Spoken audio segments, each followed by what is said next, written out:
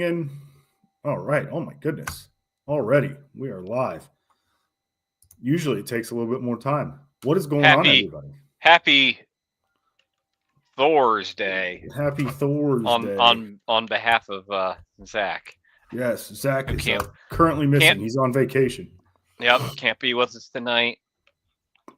He is currently on Um, vacation. It's just me and Ryan tonight. yeah, And we've got, we got an we've episode. still got a show. We've still got Got a a show show. to do. We've even Um, got notes. We wrote notes this time.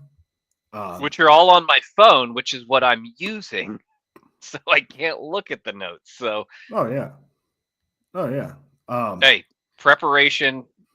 We'll give it a solid B minus. Yeah. Yeah. So hey, we're doing all right. Not too bad. What's up, Liminal? What's going on, Michael? Yeah, as far as any kind of updates we got going on right now, man, November is up for purchase, single purchase. Those of you subscribed, you don't have to worry about it. You're getting it. We've got the single purchase pack available, the single purchase box. Now, you will notice the single purchase pack is more expensive. And that is because the single purchase pack for the month of November is going to be a big one. Whereas Ryan, he's not at home right now. Oh yeah, I'm at my mom's house, taking care of a bunch of to-do list stuff. So, yeah, I was more prepared for this than I was for here. Like I went to go get a new storm door for her, and then I got to the hardware store that's 25 minutes away and realized I never measured the opening. I was like, shoot. I guess I'll drive 25 minutes back, and yeah. The November pack. We've been dropping some Easter eggs, so it's if you're following along with all of us, you'll. There's a reason it's a little bit more expensive, but it is a bait it is a presentation that is going to carry you all the way through the pre-spawn. Yes, it is. It's one of my favorite, like right now to the pre-spawn techniques. Yeah. Especially on the colder days. And my goodness, it has been delivering for me lately, for sure. Yeah, it's worth putting in your arsenal and learning. It's something that I didn't have a lot of experience with until it showed up. Or something similar to it showed up last year in a subscription box. So that's kind of how I felt about it. I remember when this particular presentation was first being talked about 10, 15 years ago on the touring events. Yeah.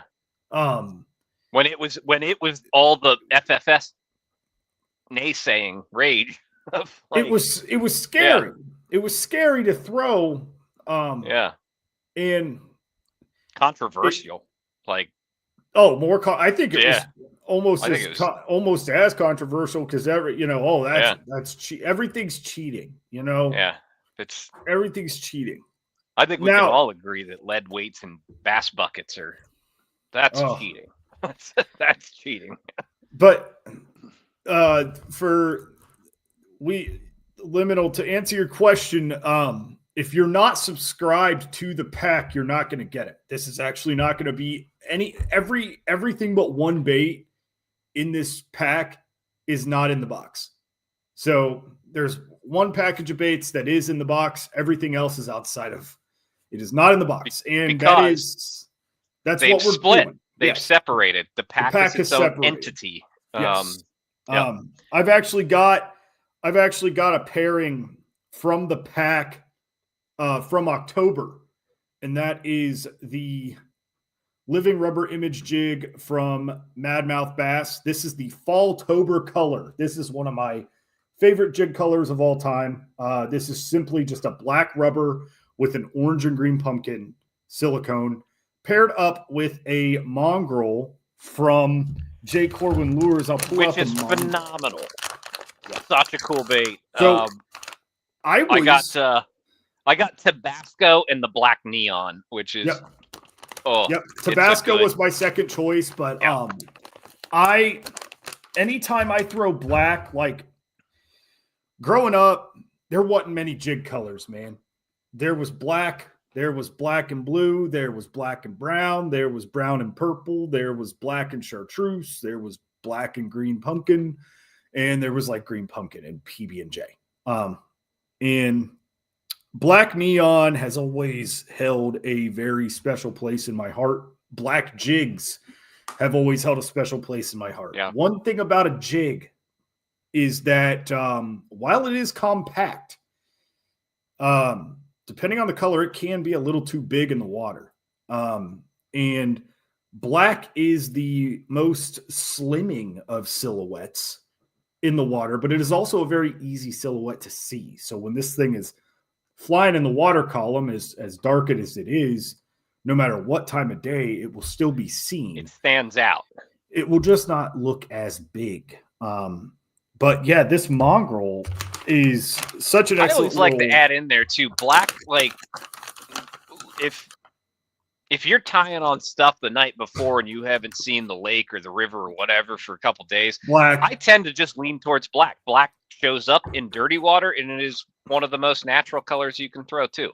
Yep, blacks. I've always been a blacks, browns, and green pumpkins for not knowing the water. And one thing you can always get away with is taking a bait like this and dipping a 1/4 inch of it in chartreuse. If you're, and even in black for the naysayers out there, it'll show up. It just shows up a different color. It glows. Shows up. Yeah. It's obviously not going to be bright chartreuse on the black, but it adds a color differentiation to it. Jay Corwin, this is like as hand drawn gets. This guy, when he first started his business, so Jay Corwin Lures is out of Missouri. And the guy who runs Jay Corwin, whose name is escaping me right now, Corey. It's not Jay. It's not Jay. It's not Corey. Jay. What's going on, Armando? Corey was actually one of the founders and co-owners of Motion Fishing as well. Once that separated, I'm not adding drama. I'm just saying the two went different directions with their companies and how they wanted to operate. Corwin started designing. Corey. I actually have in my possession some of the first baits that he ever did. His first run of online sales. Hey, this is a test phase. No, I'm not giving them away. Try them, use them, whatever.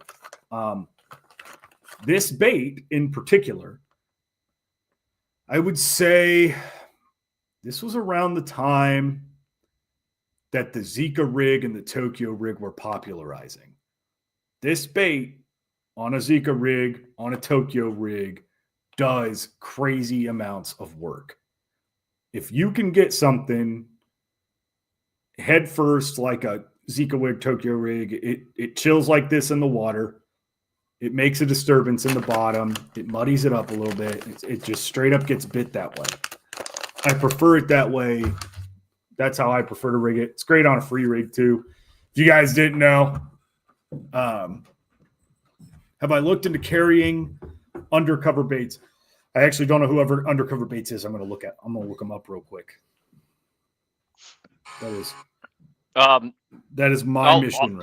I will talk about the mongrel and the second bait that was in there, which is the Riot Cyclone. So yeah, they are completely contrasting action baits. And that's reflective of kind of this time of year a little bit. And like the Cyclone is all of the action.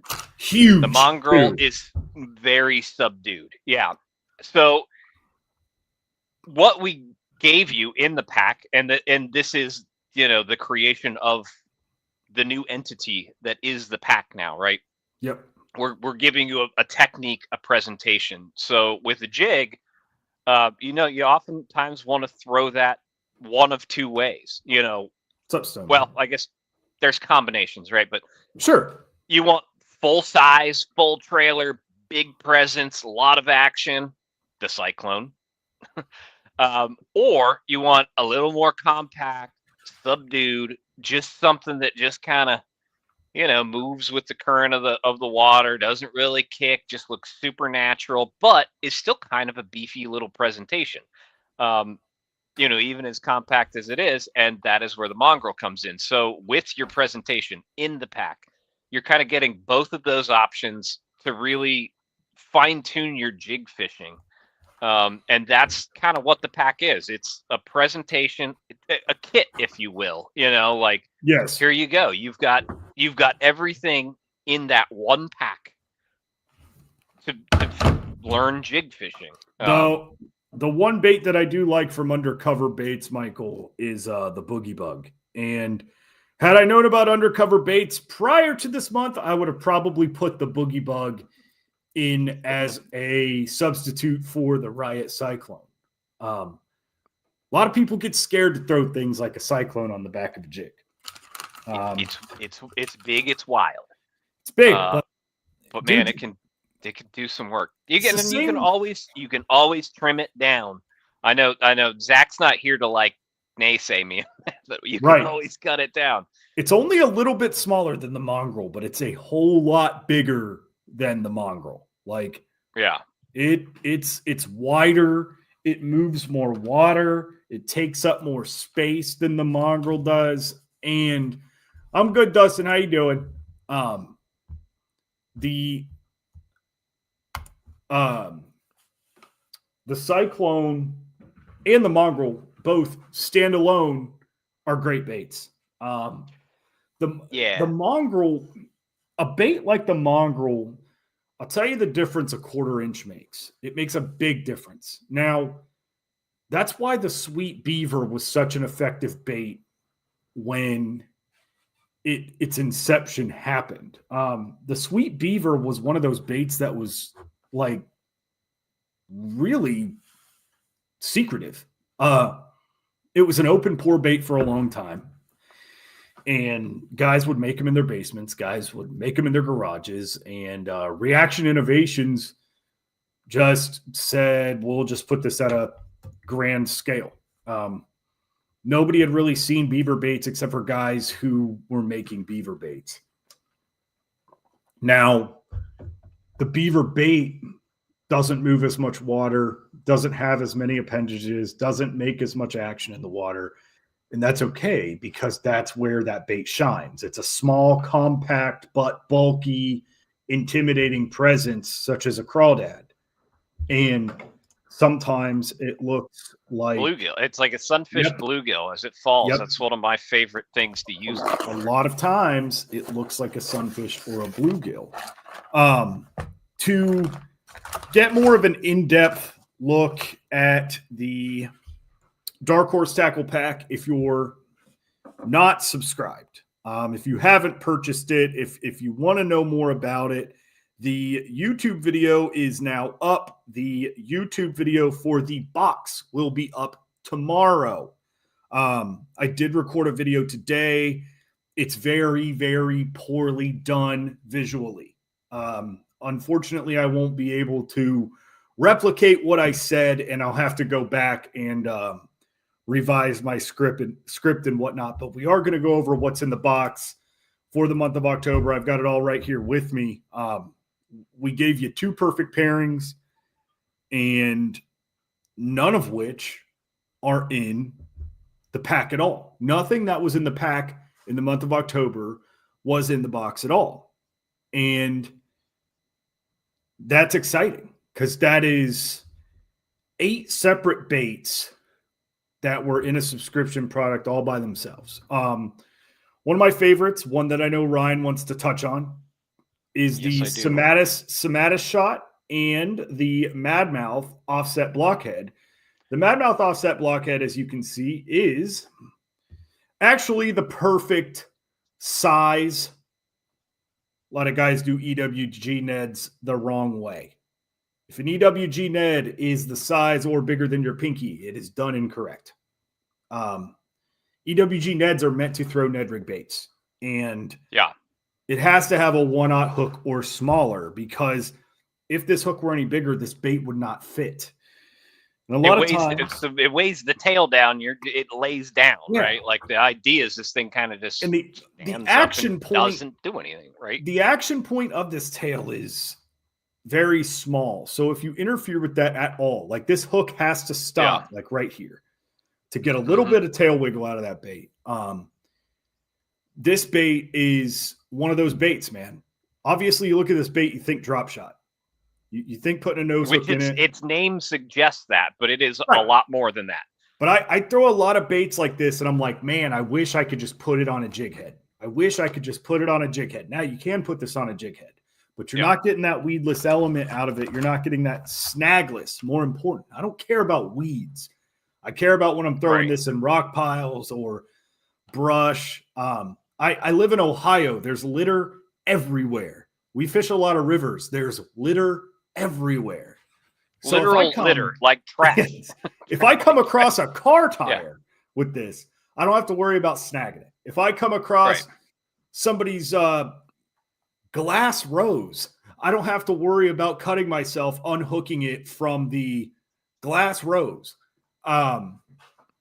This is a great little combo, but more importantly, Ryan's been fishing this bait very differently, very effectively, and I'm glad that you brought it up the other day. So take it away on that. It is. I can't take full credit for this. So, I fished a lot of my kayak adventure season with Brian Slayton, was my teammate this year, and if you're familiar with Brian, you know his channel is the Creek Crawler. Yep.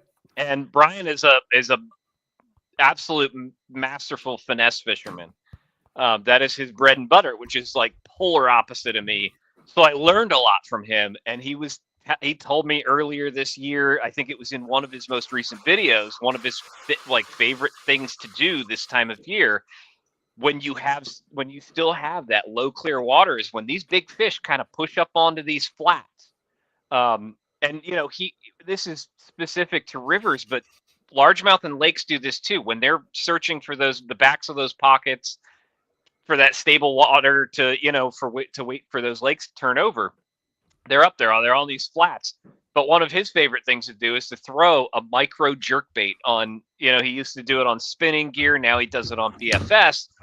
And the other day, I had like the lights out high water day that you always dream of, throwing the Bass Dope RIP baby umbrella rig. Nice. And the next day, my job called off, or like rescheduled with me. So I ended up with a couple days that was like, oh, okay, I guess I'm going fishing.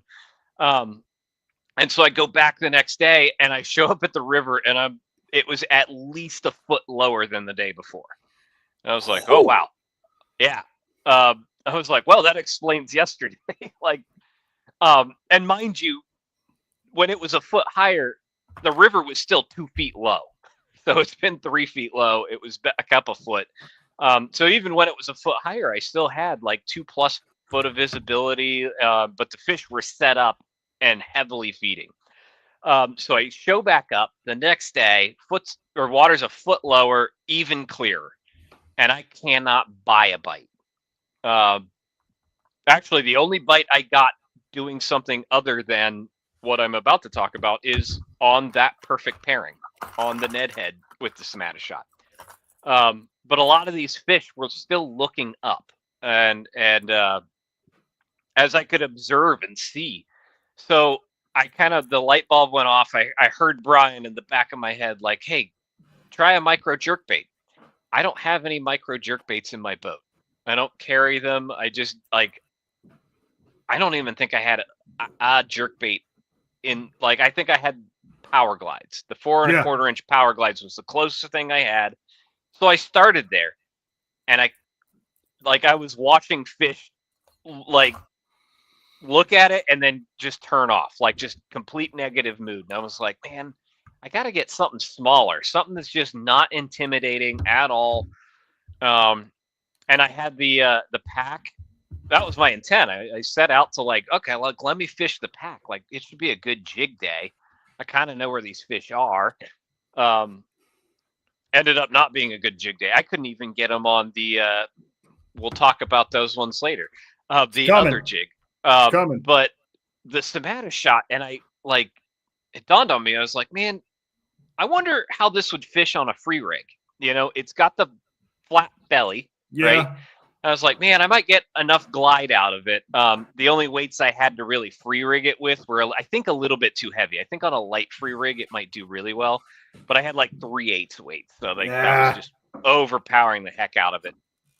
But I noticed how snappy it was, and it like the light bulb really went off. I was like, this thing's like a tiny jerkbait, and I was like, that's it. That's what I need to do with it. I had my BFS rod with me, which I've been playing around with since I got it here the last couple months, and it's been an absolute blast. But it's been eye-opening, like with like what I can do from a power finesse standpoint. Yes. With that thing, it's phenomenal. And this is one of those presentations that, like, you know, I had a buddy that I shared this with, and he asked me, he's like, well, like, was it like long pauses? Did you have to like let it sit? I was like, no, I did not stop moving it. Like just constant twitching. So what I did is I took, I nose hooked it on a 1/0 wacky hook. I did end up adding a screw lock to the nose of it, and that was mostly just to add weight, just so I could throw it on BFS because it is quite light.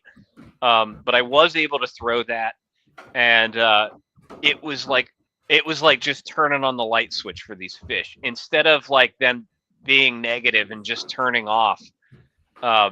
It was drawing them like crazy. If you saw my post and video from the last, like yesterday and the day before, like it was night and day how drawn to, as long as I got it around fish, every fish in the area was trying to eat it, and it was insane, and it was just awesome to watch in that clear water. Like, but man, like, I mean, sight fishing with all these tried and true tactics that I've always had just not working is frustrating. And then being able to like just switch over to that, and like everything completely flips, and it's like I couldn't keep them off it. The drop shot is it's actually the first technique presentation that got me away from the book. I thought that drop shots were for clear, deep water during the summer when it's high sun and there's no clouds and there's a wolf pack of smallmouth down below and you can only catch smallmouth with this. Until one day I was at a pond, and it was honestly really, really early for them to be on beds. Like, it was like April, and I'm like, weird. I had weightless stick worms, I had square bills, I had spinner baits, I had stuff to fish the pre-spawn with, and I had an untouched spinning rod in my truck from the year before that had a drop shot on it, and I could see the fish. So, you know, it's like one of those 70-degree days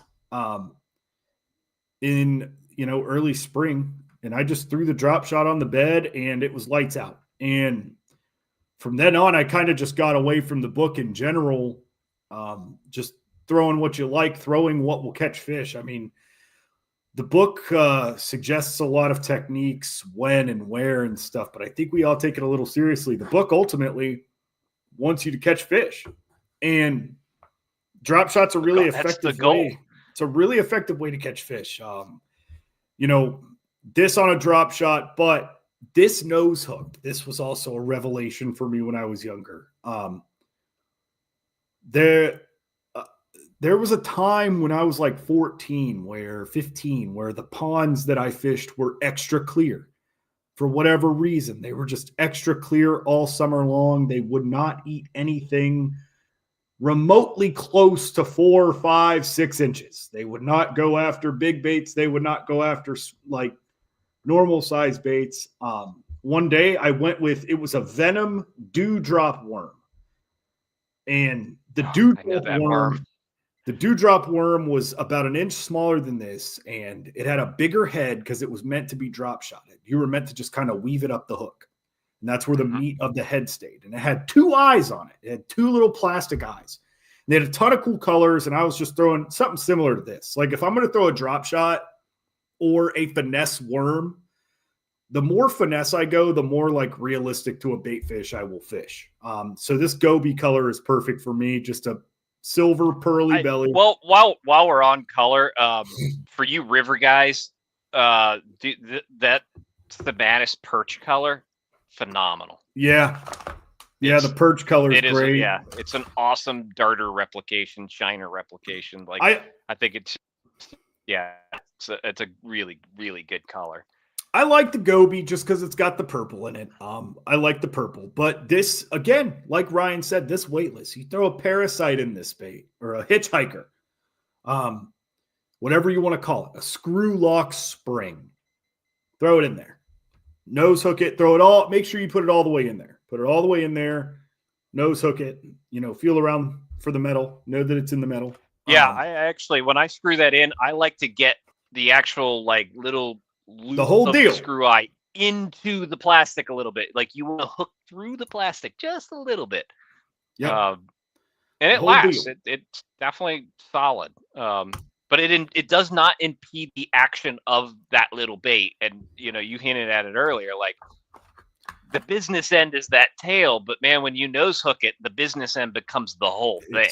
Yes, a lot of these straight tail worms, without a weight, you can get them to do some crazy stuff. One of my favorite ways to throw a stick worm, one of my favorite ways to have it is when I mess up the straightening of the rigging and the bait it doesn't necessarily just glide left to right. It kind of corkscrews. It kind of goes up. It goes down. It's a little random. It never quite does the same. I love when it never does the same thing. I like doing that with your soft jerk baits, your flukes. The Bitters Mega Shad. Recently, I've been throwing it a lot just because, I want to get bit on a big soft jerk bait. I don't want to have to throw the 4-inch and 5-inch ones. I like the body of the 6-inch.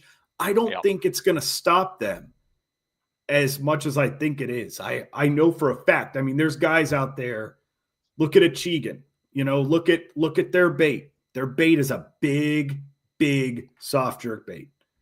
Big one, dude. And it doesn't stop them. I've thrown that munchie. I've watched 10, 12-inch bass, like smallmouth, just move 10 feet to come and smack that thing. It's impressive. They don't like it. Yeah. They don't like it, but you're going to get a lot of action out of this. I'm going to move on to the second perfect pairing. Pig Jigs was in here on Instagram talking about living in West Virginia, being able to find them on ledges with the scope, slow dragging and popping a Ned jig. This jig that we got in the box for October is really neat. It's an HH Customs product again. It's their micro power koosh ball in the XT model. Here's the jig here, the XT model. So it's still a 1/0 hook. Yep. But it's a stouter 1/0 hook. It's It's a little bit heavier, 5/16 of an ounce. With a brush guard though. It's got a brush guard. Yep. So you can get it deep in wood. Yes, I have been fishing this most of the year, and I've been very quiet about it. But man, like you talk about another thing that's just like, if they're on crawls, but they're just shying off of like even compact size jigs, like, man, that little thing it's automatic. Yep. Again, the drawing power, it's just not there. But if you know where the fish are, they don't think twice about eating that thing.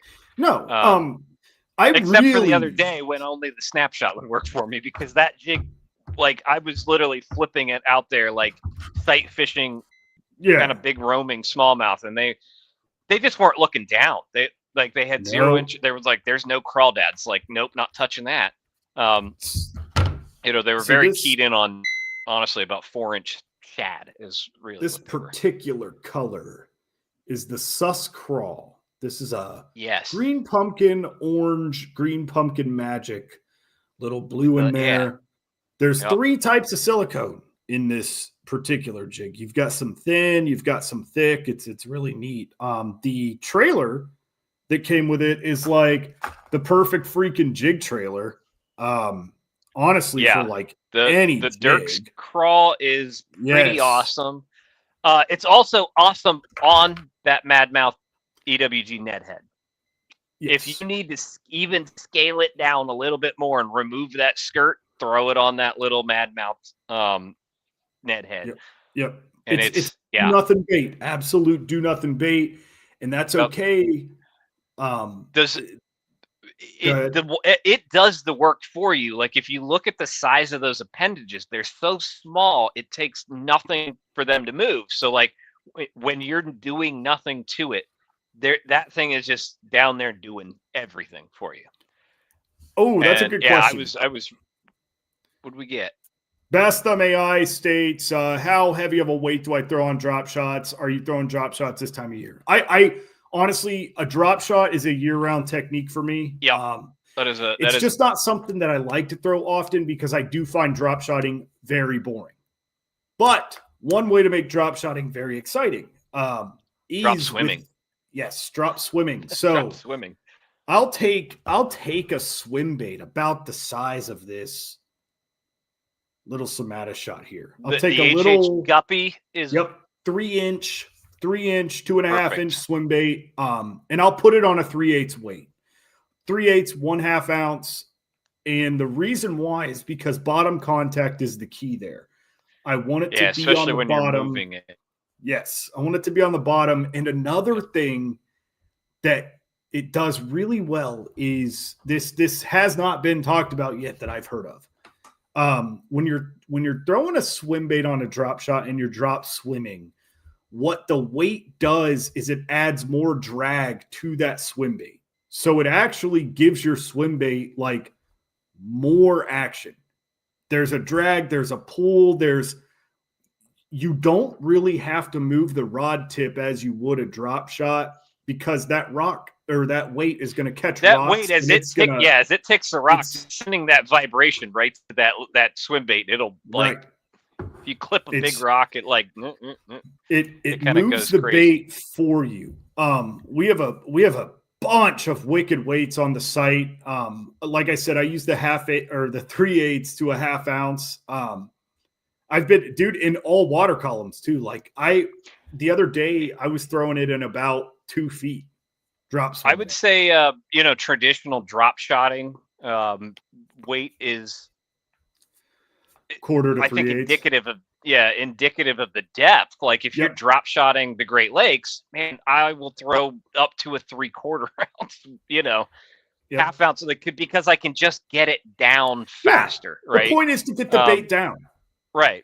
Because once the bait's down there, it's doing everything. It's doing what it needs to do.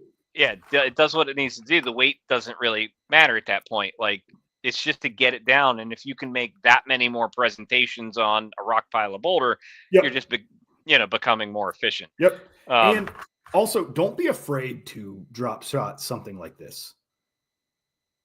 I drop shot crawl baits a lot. Chunk trailers a lot. Just something small. Like, I don't even think that they're in the water going, oh, look, a crawdad 1 foot off the bottom. I think they just crawdads 1 foot off the bottom is not that abnormal, But I just think they see something this small and take it. They don't care. Yeah. Yep. They just take it. We got one more bait. and it's actually my favorite bait in the box because I got this really cool color, and I want to show everybody. Which color did you get? I got ladies, man. I don't remember Haven't what seen. color I got. Oh, well, I don't remember what it was called. What we did with this bait is we picked colors we've never pinky. done. Yep. Yeah. Oh, it's so good. October's a weird month, man. It can't, like, the weather in October around the Midwest is very difficult to predict. I think around the country, it's not just the Midwest. Like we can go from like 80 to 40 in a day. Fast. But like even anywhere, like you have a lot of moving fronts and high-low pressure systems, clouds 1 second, rain the next, snow, sleet, like it's all over the place. All over the place. I think we're at wind especially this time of year. The purpose of this box was to give everybody throughout the country an option to catch fish with the conditions that you're facing. That's why you get a drop shot worm, an extra wide gap Ned rig, a little crawdad, a jig for that little crawdad, and lastly, this is one of my favorite crankbait designs ever made. It is just your typical, very typical. This is the peanut. And the peanut body style is actually a real thing. This is the peanut body style. This is the small 2.25, quarter to 5/16 ounce crankbait.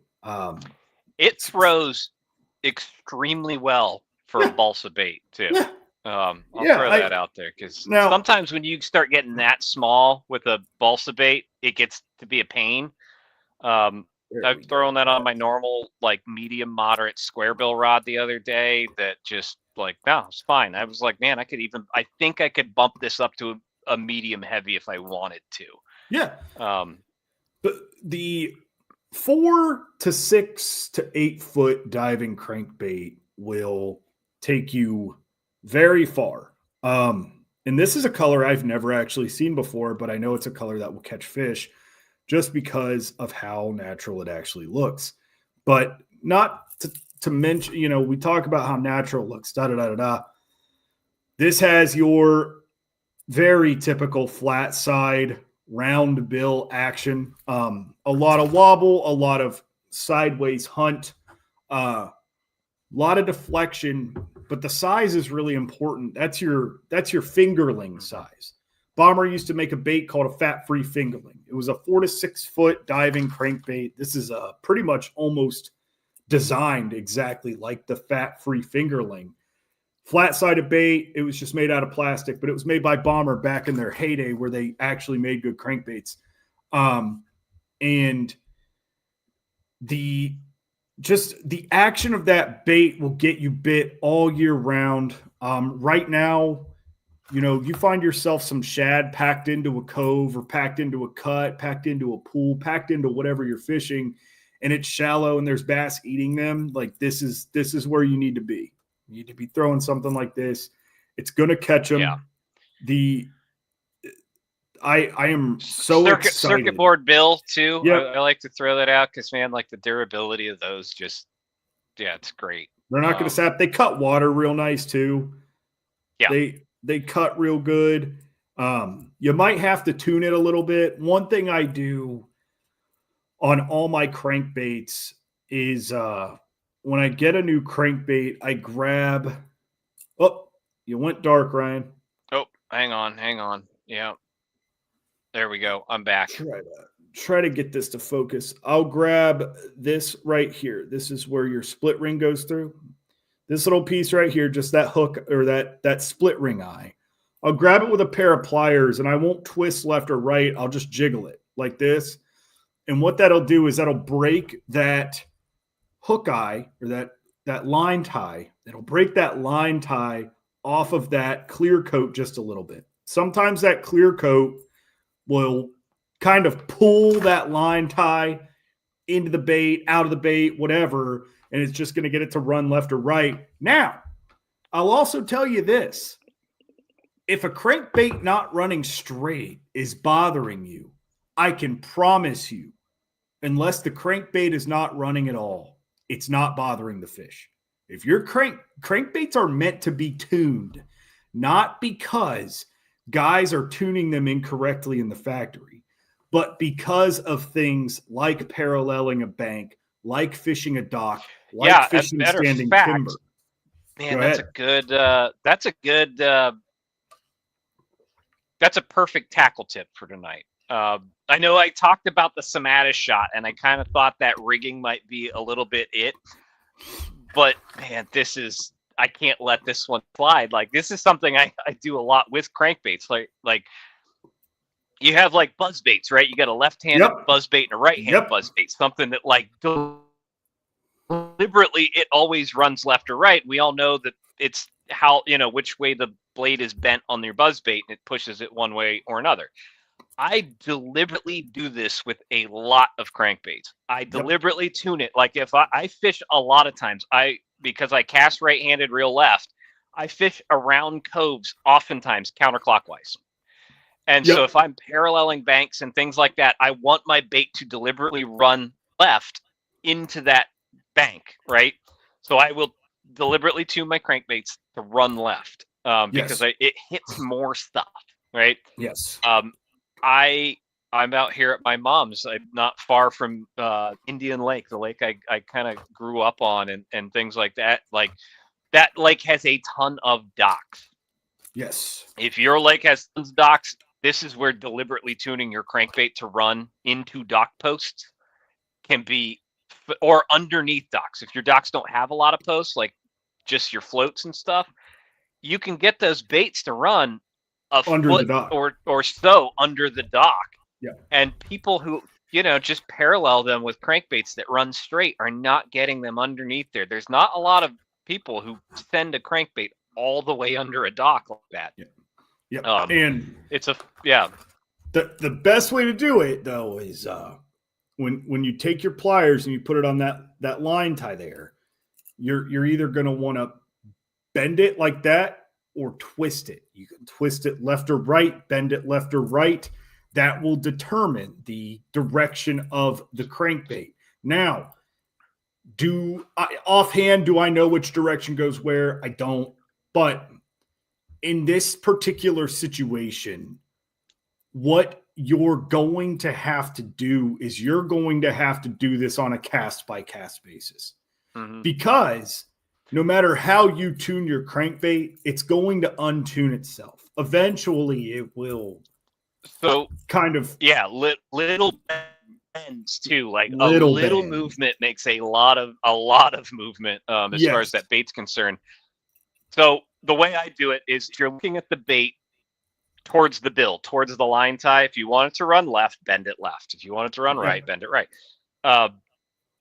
And when I do this, like I don't buy one bait and then I tune it whichever way I want it to go every single time, right?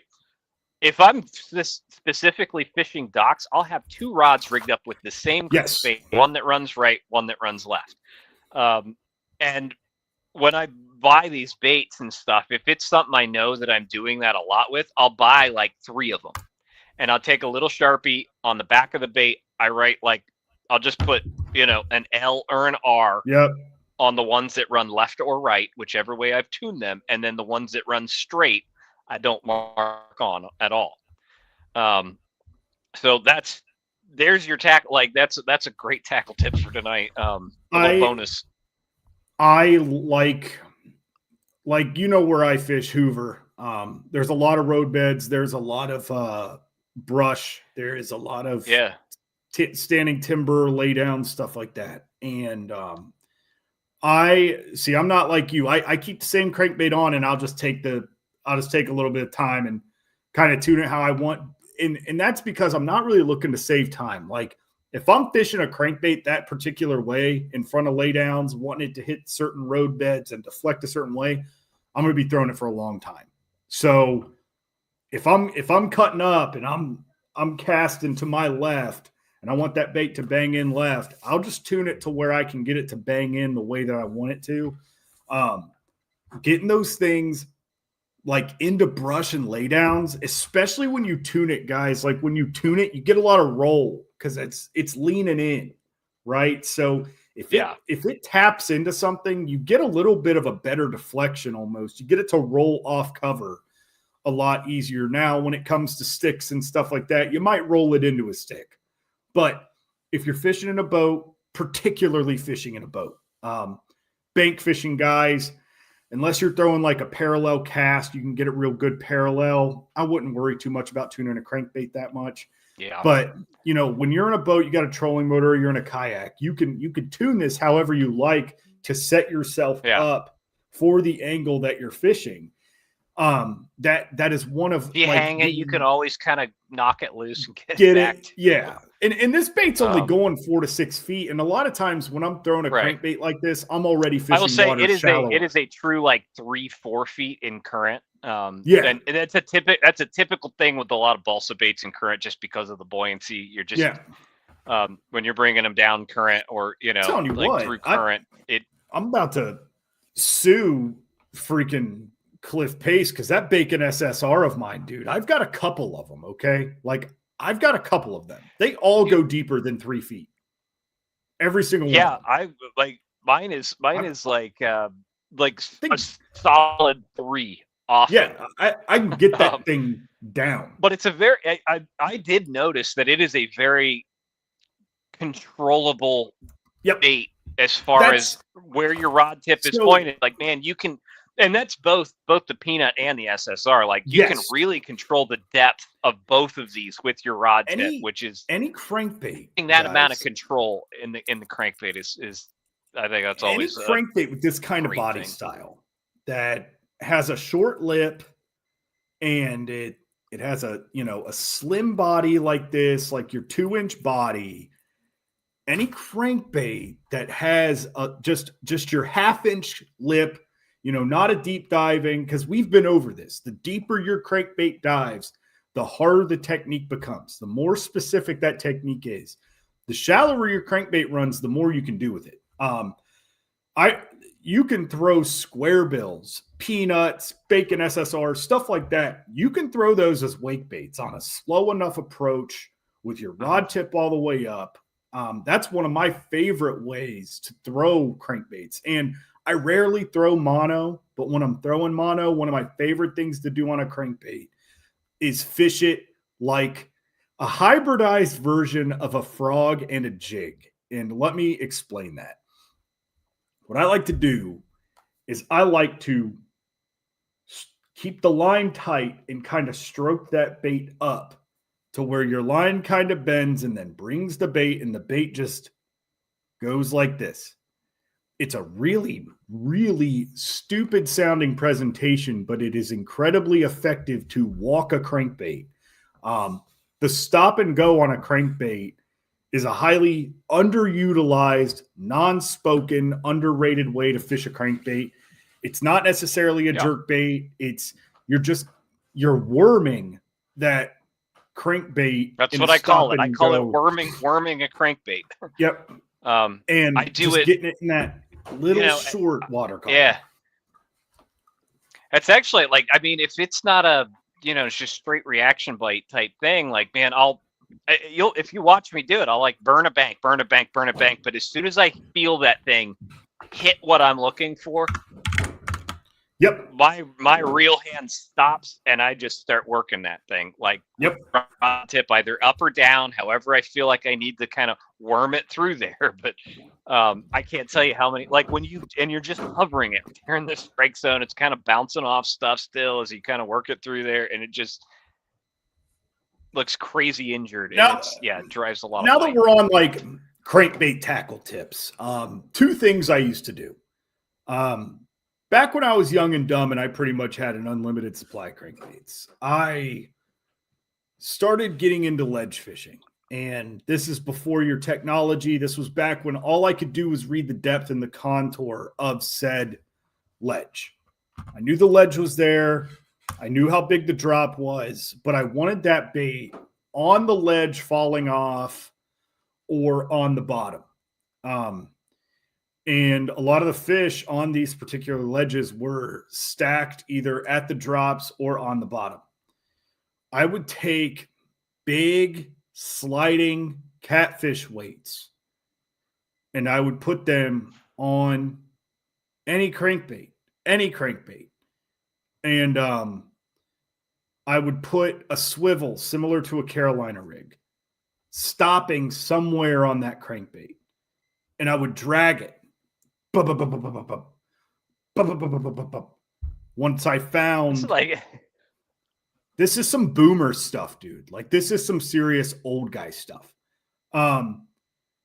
Dude, I used to do this with like little crappie crankbaits because they just don't get down deep, you know. So then, if they're like the fish are like 20 feet down, I was like, oh, I'm gonna put like a half-ounce weight on this thing. My dad had a buddy that he made a bait called a KC shiner. It wasn't the AC shiner, but it was similar to the AC shiner, but he called it a KC shiner. That's probably why that sounded familiar to me. It was a balsa crankbait. And it was a 200 size, meaning I'm guessing it's 200, not 200 millimeters, because that is like, but it was 2 inches. 200 grams? No, it's 2 inches. I don't know it was a little bait. Okay. It was a little bait. Yeah. It was a little shallow, hybridized, square bill, wake bait, balsa thing. That was the ticket. And I Carolina rigged it. I actually Carolina rigged it because if I gave it a 2-foot leader, I wouldn't have to worry about the bait going down to the bottom. Right. So what I would do was I would put this, I specifically bought a rod for this technique because I would try on casting gear. And mind you, I'm young at this time. I'm 15, 16 years old. Like I'm still using like 6-foot medium heavies, gear that can't handle what I'm trying to do. I bought a 7-foot, St. Croix had a surf line out at the time. It was a surf rod. It was a medium heavy, like moderate, but it was a very Bowie spinning rod. And I put it on a 2500 reel. I mean, that's what you need if you're surf casting. Right. It was long. It was meant for that, big weight with a bait on the back, dealing with that dual weight. But I found that casting this with spinning gear, keeping the bail open, letting it go to the bottom, this was my best bet of keeping that bait where I wanted to keep that bait as long as I could. And I'm telling you, like bomb cast, dude. Like, at the southern part of the Horseshoe Cove at Hoover, where you have the Chunk Rock Bank, and then it goes straight to Slate. Like I would start at like 10 feet off the Chunk Rock, 20 feet off the Chunk Rock, make a huge diagonal cast, and this thing would go it'd go forever. Like it would go forever. And I would throw it on 12-pound fluorocarbon, which became a nuisance because fluorocarbon on a spinning reel is just a giant it's a mess. Pain in the butt. I went to straight braid after a while. But yeah, I would get this bait where I wanted it. I'd crank until I felt structure and I would just kind of rip this thing. And it worked. It worked for a long time until it didn't. And I just forgot about it. Hoover was one of those lakes for me that, gosh dang it. Sorry. There's something in the way of my chair. Hoover was one of those lakes for me that forced me to evolve and forced me to adapt. One thing that I see a lot of guys doing now, and I'm so jealous that I did not think to put this on social media because I genuinely thought my ideas were stupid and childish. I was genuinely just having fun. But I think that's missing in a lot of YouTube anyway. I've been seeing a lot of shaky head drop shots. And that was something that I used to do at Hoover a lot. I would throw a 5-inch Senko on a 1/4 ounce shaky head, and a foot above it, I would throw literally a Somata shot. So I'd have a little guy here, then I'd have a big guy down here. I used to do it with a jig on the bottom, Yeah. like a little yeah. um, you know what? Like this, it just popped in my head. I kind of want to go back to the Mad Mouth jig. We didn't necessarily talk specifically about that jig and what type it is. No, In it's a pack. flipping jig. It's a kind of arky style head, which in my opinion is probably your best do all shape of head. Yeah. Yeah, like kind of does everything It's well. round. Yeah, well, it's flared. Yes. Flared.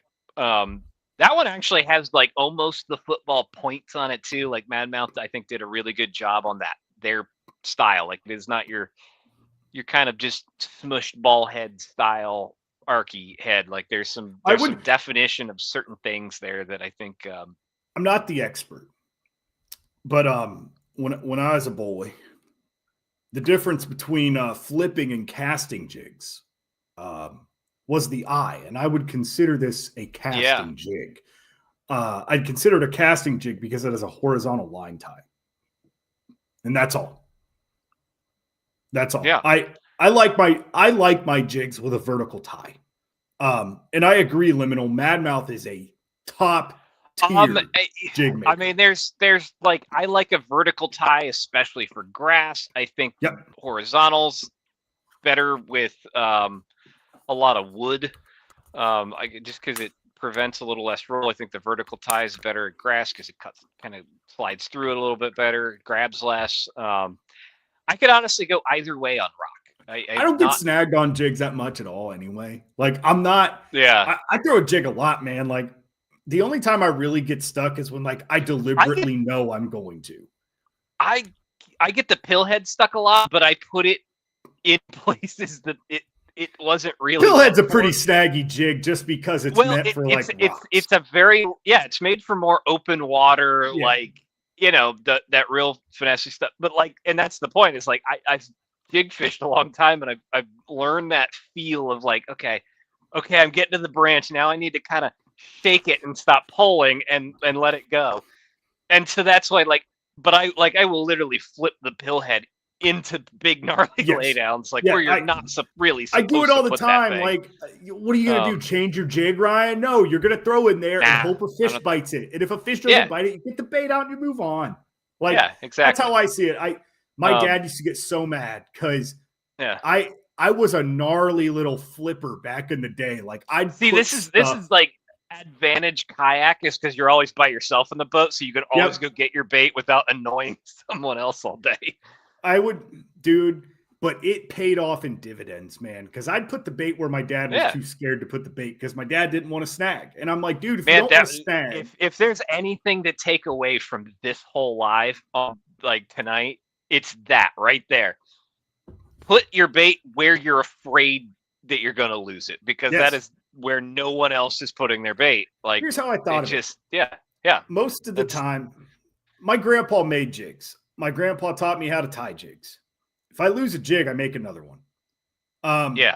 If I lose a stick worm, I tie on another hook and wait. Like there was a time, believe it or not, where a 25 count bag of 1/4 ounce lead weights cost $2 and a pack of hook was $3. It's $5 out of my pocket. Like I wasn't too worried about losing stuff. And I'm still not. Like I'm really good at putting my bait in stuff. Yeah, I agree. If you're not losing jigs, you're not fishing jigs. Like that pillhead, dude, I've gotten that thing stuck. Only in wood, really. Only in wood. Like only actually stuck in wood. And that's just because it's got a soft weed guard. Like it's not a flipping bait. By design. It's not a flipping bait. Like that's just it's just not. It's not that kind of gonna jig, flip and that's it. okay. I'm going to. Yeah, dude. I throw Ned and that's the thing, though, is because I've done it enough. That hook, even as fine as it is, it can still get them out of there. You can't screw around with it. You got to get them out of there pretty quick. But it is stout enough to handle big fish in that stuff.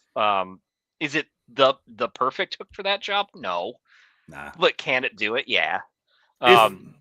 if your bait does not Speaking of putting things in places that you can't otherwise, that's where that like EWG Ned comes into play too. Like you get to put that get bit automatic bait in places that you can't otherwise put a Ned rig. And that's the Mattis shot on there too. Like I know, like I feel like the picture on the perfect pairings in the pamphlet just it looks kind of goofy, and I get that. But if you throw it and you can visually see it in clear water on the bottom, dude, it looks like a little minnow just feeding too. Yes. Like it looks so good. Like, and I know, like, because I saw the pamphlet and I was like, I mean, I've done this. I've done these style baits on EWG Neds for years, but I'm like, yeah, I guess when you take it out of its element of the water and stuff, like, I guess it does kind of look dumb, but no, it's not. Like, there's a reason it works, and we put it in there. Like, it exactly does very well at imitating that specific type thing. There was a real dumb jig made by Venom a long time ago. I bet I already know what you're talking about. It's called the Ron Yurko's $100,000 finesse jig. And no, that's not what I was thinking. The $100,000 finesse jig, I saw Michael's comment. He said his go-to jig lately has been a hair jig with a Ned head. It's hybridized. It's a hair rubber jig with a little bit of a rubber worm attached to the hook. And why that is attached to the hook, I will show you. This right here. I was about to say, don't we have something like that? Yes and no. Well, Hoop Jigs made us a little hybridized version of this. That is actually all 100% my brain behind that jig. I throw that jig a lot still, but this particular jig, it's just a little panhead jig, a little 1/4 ounce, 3/16 ounce jig, perfect for hanging a chunk. It's got the hair, it's got the rubber, it's hand tied. It just gets bit. Man, this is something, especially in the wintertime. I have not tried those. I'm probably going to, as we get into especially the colder months up here in the Midwest, just because of the multi-material skirt, the hair, the rubber, the silicone. Like, to me, the more you kind of add into that mix, it gets it's covering all your bases, and I feel like it just becomes so much more natural, and just, but it's still doing stuff, right? And I think for these colder months when the bite is tough, you've got to find something to lock in your hand. Give yourself whether that's an rig, a crankbait, or the hoot jig, like something kind of hybridized like that. One thing I do with the jigs is if I have multiple, what I'll do is I'll finesse cut them both ways. I'll either take the top off and let the bottom hang, or I'll take the bottom off and I'll let the top poof out. Downsizing your jig while maintaining the same size profile. Full of tips tonight, but it's an underrated tip. A lot of guys, jigs are very customizable right from the get. Like, one of the most customizable baits you can buy, especially your jig companies that put the skirting on real long. The pillhead, for one, I cut about an inch of that skirting right off. I prefer companies to leave the skirts long. I like to trim them how I see fit. I know if you're new to it, like it can hang in your trailers weird. It can, like, understand that. Like, I think most good jigs or good jig companies, they leave you room to play. Yeah, they give you that jig with the intent of you modifying that, especially the skirt. You don't have to modify any other bit of it. But I think modifying the skirt, I oftentimes think that a lot of jig companies leave the brush guards long because a lot of guys like to trim those to a specific point too. If you are kind of new to it and don't quite know what to do, I like the kind of tried and true Denny Brower, like if you hold your jig by the head, you just trim a little semicircle on your skirt, right? Like a quarter inch past the end of the hook. A lot of times on a shorter trailer, I'll take my jig like this. I'll let it hang like this, and I'll just do one of these. I'll just do a straight down, or I'll do a diagonal up. A diagonal down or a diagonal up it's going to make it poof one way or another.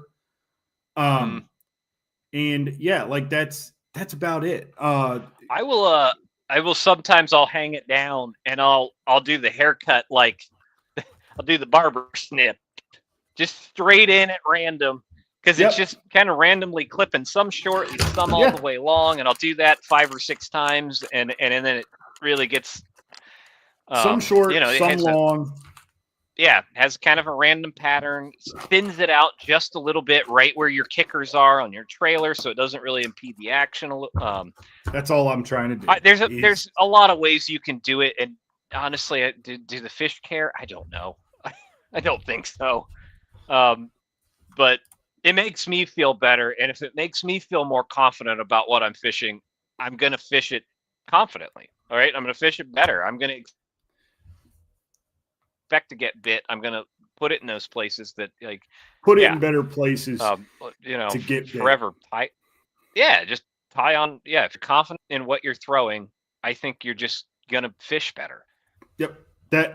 I'm real excited to get my hands on more of the power koosh balls, especially with the way that I like to fish jigs, like into brush, beaver dams, beaver huts, stuff like that. They come in and out of a lot of things that you wouldn't think they would. It's not like the world's stiffest brush guard, but because it's so short with the one hook, it kind of increases the stoutness in a way. Like you just can pull them in and out of like everything. As I have kind of picked up on this year, a lot of the fish that do eat that, they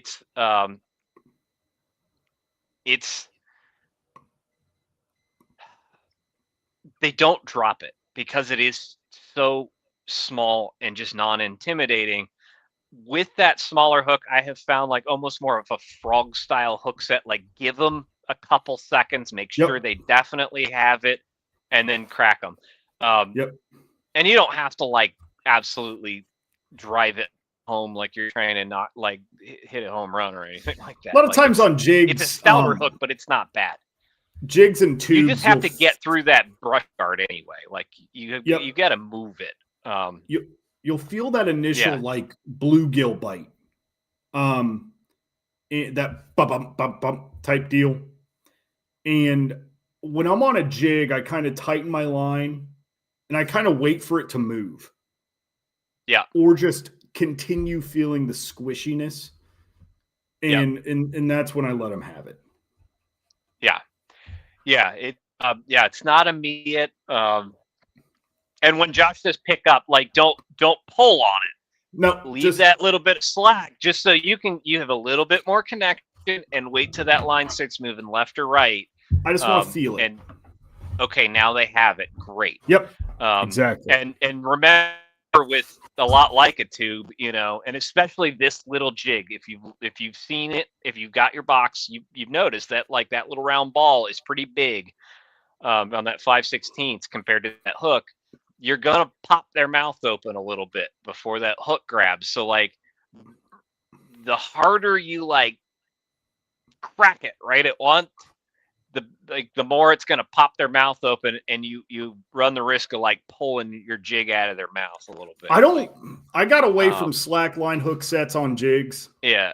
A long time ago. You'll lose fish that way. You're not supposed to lose if you fish start on a jig. If you start to practice that like semi slack, wait for it to move, you've already pulled so much slack out of that like just Pull it. Just give them a pop, and not a swing, just a pop. Yep. And you're gonna get a lot better. They're good hooks on those jigs. You're gonna get plenty of hook penetration, and you're gonna lose a lot less fish because you're getting that hook in the right place, and you're not blowing a big hole in their mouth. No. Yeah. Instagram has officially kicked us off.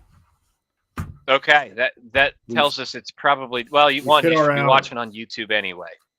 You should be. But I'm tapped out of tackle recommendations. We were short of Zach, but we made up for it in advice and tips. Yeah, this was the note-taking episode.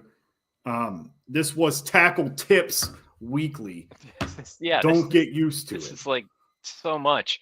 But for those of you that are still on here, check out the pack if you're not subscribed, or if you just want to buy, you liked what you saw with the jig and the trailer combinations or standalone flipping baits. Check it out. We got a bunch of wicked weights on the site. November's gonna be worth it. November's definitely going to be worth it. We are at an all-time Vector closeout. We have some new closeouts too, some new perfect pairings on the site. Give them a look. And if you're going to throw that Samata shot and they've got Vector wacky hooks, they're a heavier hook and they work very well. It's gonna help that bait sink a little bit, give it a little bit of action. Get them while you can. Yep. Get them while you can. But other than that, I got nothing, Ryan.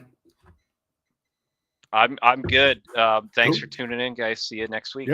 Yep. We'll see you next Thursday, as they say. And thank you, everybody, for tuning in. Yeah. See you next Thursday, 8 p.m.